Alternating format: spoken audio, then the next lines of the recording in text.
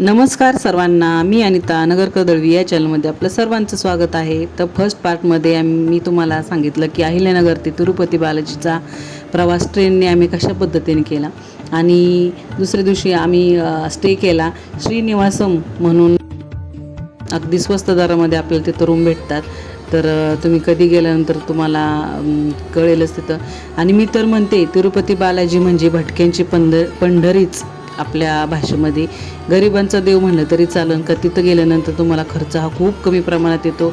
One पर्सनला मी तर म्हणते 1,000 रुपयेमध्ये तुम्ही जाऊन येऊ शकता. इतकी गॅरंटी मी देते, कारण आमचा अनुभव आहे तो. आम्ही गेल्यानंतर दुसऱ्या दिवशी आम्हाला बालाजीला जायचंच होतं. तर बालाजीला जाण्याच्या अगोदर मग आम्ही ह्या दादांची अगोदरच नंबर घेतलेला होता. त्यांना मी सकाळी कॉल केला आवरल्यानंतर. आणि तिथं गेल्यानंतर मग घेतलं फोटो काढून छान छान, कारण आठवण असते ती मस्तपैकी. मुलं मोठे झाल्यानंतर मुलांना पण बघायला छान वाटतं आणि आपल्याला पण एक आठवण राहते ती. तर अशा पद्धतीने आम्ही फोटो काढून घेतले आणि ह्या दादांच्या गाडीमध्ये आम्ही आलो.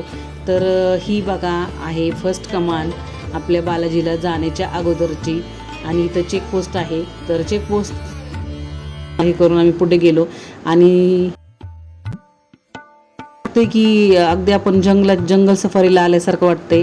इतका सुंदर व्ह्यू होता, इतके सुंदर जंगल होते. मस्तपैकी आम्ही व्हिडिओ काढून मुलांचं चाललं होतं की ते छान आहे, आपल्याकडं नाही आहे, आपल्याकडं झाडं खूप कमी आहेत, आपण शहरात भागात राहिल्यामुळे आपल्याकडं झाडांची संख्या खूप कमी आहे असं. आणि इथं किती झाडांना जपलेलं आहे, इथं किती सुंदर असं निसर्ग ठेवलेलं आहे.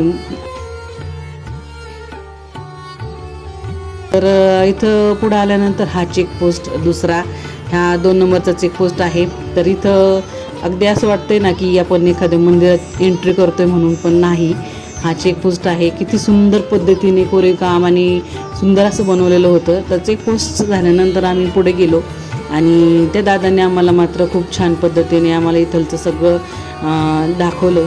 आणि पुढे गेल्यानंतर आम्हाला तिथं स्टे करायचा होता बालाजीच्या तिथं. तर अगोदर तर पास काढावा लागतो, रूम बुकिंग करावं लागते. तर रूम बुकिंग केल्यानंतर आम्ही 2 घंटे थांबणार होतो आणि 2 घंटे आम्ही तिथं थांबल्यानंतर खूप जोरात असा पाऊस सुरू झाला आणि मुलं बघत होती, मजा घेत होती.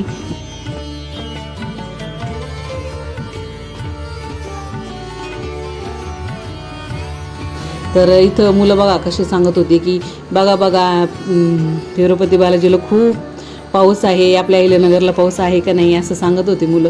आणि असं मजा घेत आम्ही शेवटी रूम घेतली आणि चांगलं फ्रेश झालो छान. आणि मग आम्ही निघालो बालाजीच्या दर्शनाला. तर इथं बघा खूप छान अशी बाजारपेठ आहे. खूप सुंदर अशा वस्तू होत्या आणि मुलांचं चाललेलं होतं की आम्हाला हे घ्यायचं, आम्हाला ते घ्यायचं, तू हे घे ते घे, आपल्या घरात हे घ्यायचं, आपल्या घरात ते घ्यायचं. इथं खूप छान वस्तू आहेत असं मुलांचं चाललेलं होतं. तर मी त्यांना सांगत होते हा घेऊ आपण, अगोदर बालाजीचं दर्शन घेऊ छान आणि आपण नंतर खरेदी करणारच आहे, शॉपिंग करणारच आहोत. तर इथं आल्यानंतर आम्ही इथं छान असे फोटो काढून घेतले. आपल्या बालाजीच्या सुंदर अशा मूर्ती आहे इथं. आणि इथून आम्हाला बस नेणार होती बालाजीच्या दर्शनाला. सेपरेट अशी इथून ह्या बस आहे. तर भेटूया पुढच्या आपण पार्ट 3 मध्ये. तोपर्यंत धन्यवाद.